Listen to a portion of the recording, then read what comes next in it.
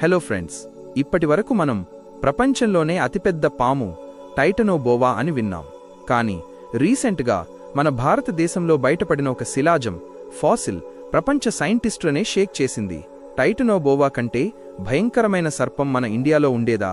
అదే ఈనాటి మన mystery, Vasuki indicus. Titanoboa the Amazon monster. సుమారు 6 కోట్ల ఏళ్ల క్రితం డైనోసార్లు అంతరించిపోయాక భూమిని ఏలిన కింగ్ ఈ టైటనోబోవా. 42 అడుగుల పొడవు, 1000 కిలోల బరువు. ఇది ఒక మొసలిని కూడా చికెన్ పీస్లా మింగేసేది. దీని పట్టుకు చిక్కితే ఎముకలు పిండి కావాల్సిందే. Vasuki the Indian king.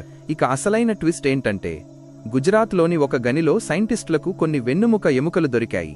అవి చూసి వాళ్లు షాక్ అయ్యారు. ఆ పాము పొడవు దాదాపు 50 అడుగుల వరకు ఉండొచ్చని అంచనా. దీనికి మన పురాణాల్లోని శివుడి మెడలో ఉండే వాసుకి పేరు పెట్టారు. ఇది టైటనోబోవా కంటే కూడా